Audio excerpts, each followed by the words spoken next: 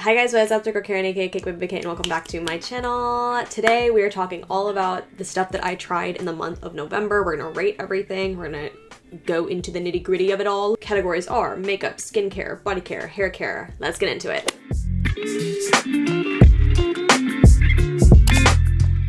As I said, we're starting with makeup. Let's talk about base makeup first. I tried two foundations in the month of November and I'm actually trying these out for my wedding. The first one is the Estee Lauder Double Wear Foundation, and then the second one is the Pat McGrath Lab Skin Fetish Sublime Perfection Foundation. I'll start with the Estee Lauder one. Right off the bat, I don't like how I have to pour this out of the bottle.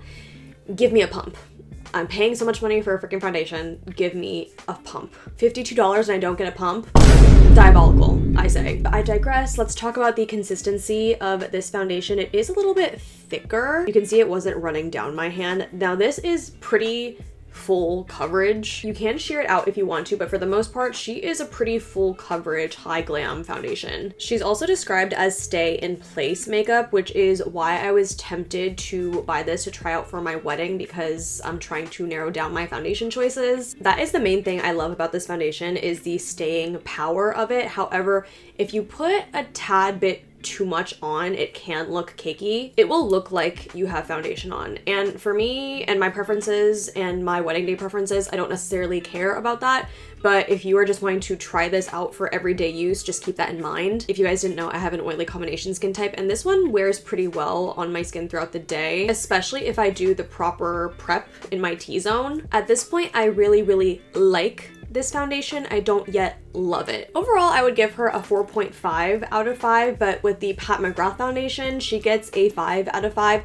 This one is a lot more fluid. It's a lot more skin-like. Even with the consistency, you can tell it's running down my hands. This is the foundation that I'm wearing today. I'll usually do a pump or a pump and a half. Very easy to blend. It's very buildable. It really just becomes one with your skin, and that's a big reason why I lean towards this one over the Estee Lauder one. I would say that this one is a better shade match for me as well. You can barely tell that anything's on my hand. With this foundation, it really was love at first application, but I was almost expecting that because of how many people love this and because of the price tag. This foundation retails for $69, so you bet your bootsy I had high expectations for this. With this one on my oily combination skin, I do notice that I start to get more oily in the T-zone faster than the Estee Lauder Double Wear. The trade-off is just that it looks lighter on the skin. Right now I'm leaning more towards this one to be my wedding foundation out of these two. I still have to pit them up against my other choices, and I still have to do wear tests with different primers and different methods of skin prep before I can make a decision, so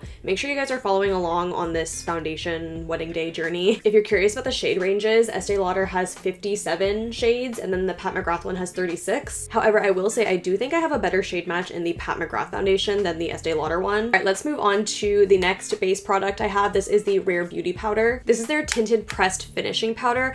I personally am not a big fan of this. I would rate it a 0 or a 1. This is their tinted pressed finishing powder. I have the shade Buff, and I'm not a huge fan of this shade range. I believe there's only 14 shades. I've tried using this in a multitude of ways. I've tried this as a finishing powder. I've tried this as a powder foundation. I've tried this as a setting powder, as a touch-up powder, and none of those have really wowed me. Rare Beauty complexion products, unfortunately, are just okay to me. They have so many other standout products that I absolutely love, but complexion is the one area that I'm just kind of meh about overall. The texture does feel really nice. It has almost that soft matte feel to it. Putting out my hand here, you can kind of tell where it is. I think the shade range is supposed to be flexible, but if you know me, then you'll know that I hate a flexible shade range. I don't know, there's not one particularly big reason why I don't like it. I just wasn't wowed by it. Will not be reaching for this one again. However, with these, I will be reaching for them again. I have been reaching for them again. These are the e.l.f. Camo products. I have a blush and a contour bronzer hybrid. The blushes have been out for a hot second, although I had yet to try them until this past month. They did release 3 new shades, one of which is this one. This is Copper Etiquette, and I'll show you what the applicator looks like. It's slightly slanted on this side, but I would say it's more pointed than anything. Now these products are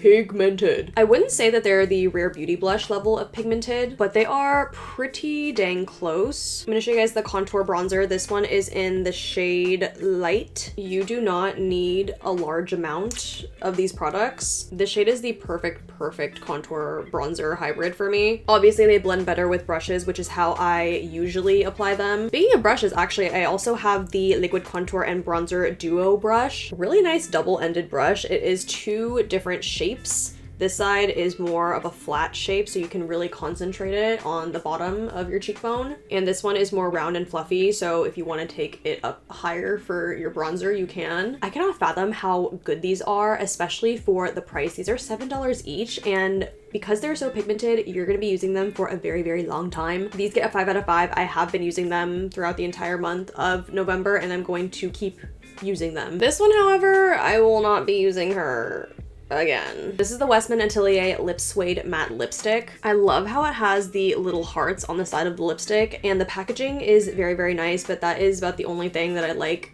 about this lipstick. Now, it is very pigmented, I will give you that. However, how it feels on the lips is not my favorite texture when it comes to a lipstick. Suede is honestly the perfect way to describe it because it just dries down kind of powdery almost, but it still has a slip to it, so it's not transfer proof. Honestly, it's just a sensory nightmare for me. To compare it to a regular lipstick, usually those have a bit more grip to them, if you understand what I'm saying. This one is just like so emollient to the point where it's just really easy to smudge everywhere, but at the same time it feels almost powdery, which is such a conundrum and a big reason why I don't like it, because the texture is it just feels so weird. And Westman Atelier is such an expensive brand. This lipstick is $50. Absolutely not worth it. Absolutely not worth it. You guys already know it's very hard to impress me when it comes to a lip product, especially a regular bullet lipstick like this. So hard pass. This one gets a 0. That concludes the makeup portion. Let's move on to skincare. I only tried 2 new products this past month, and the first one is the Then I Met You Living Cleansing Balm. And living for it is what I'm absolutely doing because this is so good. I have tried my fair share of cleansing balms. I love me a cleansing balm. I love anything having to do with the first cleanse, so I love a balm, I love an oil, but this one, she's so good. Y'all know that I dressed up as Elphaba. I had all that green makeup on my face. This took so much of it off. I usually rate a cleansing balm or a cleansing oil by a few key components. The first one being how it dissolves the makeup, the second one being how it emulsifies, and the third one is if it leaves a residue on the face. All the makeup dissolved. All of the cleansing balm emulsified, and residue, don't know her. Now, this is a little bit more pricey. It is at $39, but you do get a lot of product in here. I've been using this pretty much nonstop, and I feel like I've made a dent, but it's not where it should be or where it would be if it were a different cleansing balm, if that makes sense. Then I Met You is a new Korean skincare brand that is sold at Sephora. To compare it to another popular cleansing balm at Sephora, the Elemis Pro Collagen one, this one is 90 grams of product and it retails for $39. Elemis one is $69 for 100 grams of product. So you are getting more bang for your buck with this one. And honestly, I think I like this one a little bit better than the Elemis one because the Elemis one is very thick, even when you're trying to work it into your skin. This one, you don't need a lot of elbow grease to kind of make it dissolve everything on your face. So good. This gets a 5 out of 5. I already cannot wait to put this in an empties video. Like, I can't wait to finish it all up so I can talk about it again in another video. Next up is the Coco Kind Peptide Fine Line Eye Gel. I absolutely love how this comes in a pump. She does have like a very cute little rosy hue to her. She's slightly pink, and the texture of this is not too thick. I would say it feels more like a serum than an eye cream. Well, it is described as eye gel, so that makes sense. But even though it's pink, it doesn't really have much of a tint to it. Now, I've really been liking this. However, I don't feel comfortable giving a rating just yet because I haven't been using it consistently enough to see a difference in my fine lines underneath my eyes. It is very hydrating and very plumping without it being heavy, which is one of the main things that I like about it. Coco Kind is technically a drugstore brand, but this one is pretty pricey for drugstore, I would say. It's $22. But personally, I feel more inclined to give my dollars to a brand like Cocokind because they are so transparent about everything. So in my head, it really justifies the pricing a little bit more. Like, even though it's more pricey for a drugstore product, I don't have an issue shelling that out because they're such an amazing brand with such amazing transparency when it comes to ingredients and their pricing and so many other things. I will continue to use this and I will keep you updated on whether or not I see an improvement in the fine lines underneath my eyes because they do be acting up now that I'm nearing the 30s. All right, now let's talk about body products. I have 3, 2 of which are from Hanny. If you guys have watched, I can't remember which video it is, but I've mentioned the Hanny eraser, which is what Nate and I have been using for years at this point. I'm pretty sure it was my Sephora sale recommendations video because that razor is pretty pricey for a razor, but it is reusable. All you have to do is change out the razor blades. But Hanny also has body care as well, and I was able to try them this past month. The first thing is the Splash Salve, which is an in-shower moisture treatment. Now this stuff is thick. It's definitely a salve, and what's interesting about this is that you apply it in the shower after you've cleansed your skin, and then that's the last step that you do before you step out of the shower, and then you just kind of pat and towel dry off. There is a little bit of a learning curve with this one. If you put too much on, it can feel pretty heavy. A little bit goes a long way, and if you put too much on and you kind of rub the towel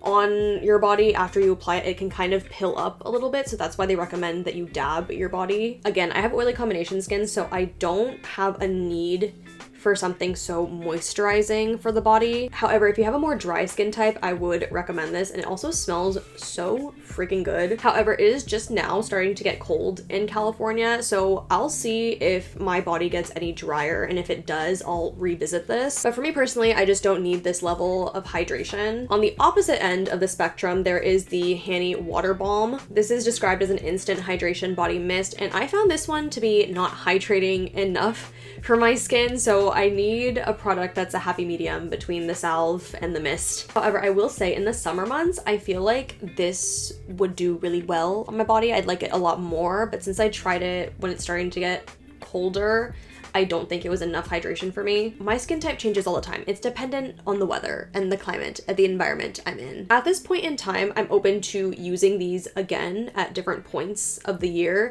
but I don't think that I would continuously reach for these. But like I said, I'm open to trying them again in the future sometime. And the last body product I have is a perfume. This is from Skylar. This is their new nude skin perfume. As I mentioned before, I love me a fresh, a fruity, a clean scent. I don't usually gravitate towards the warm and gourmand scents, but this one's the perfect balance between warm and floral because it does have orchid in here. I'm very sensitive when it comes to perfumes, and if something is very sweet smelling or if it's overly heavy, it's really easy for me to get headaches. But this is the perfect amount of warmth and sweetness to where my nose and my head doesn't get overwhelmed. I've already used a good amount of it. This is also great for layering, so if I do want something that pulls a little bit more fruit forward, I can layer it on top of this one, and it smells just absolutely divine. So far, she has been my go-to fall and winter perfume because I feel like it's a very nice transitional perfume. She gets a 5 out of 5. And last but not least, I only have one product in the hair category. This is from Amika. It is their Smooth Over Frizz Fighting Treatment. I don't use this every single time I wash my hair, but when I do use it, I can feel a noticeable difference when it comes to the ends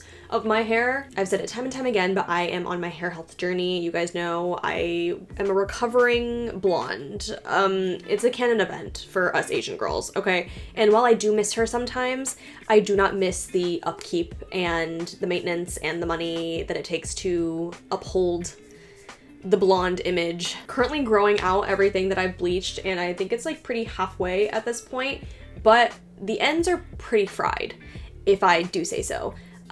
So this really helps when it comes to, you know, smoothing out the hair, making it not as frizzy. Listen, I don't have time to apply a whole mask and wait like 3 to 5 minutes in my shower. Okay, I'm just very impatient.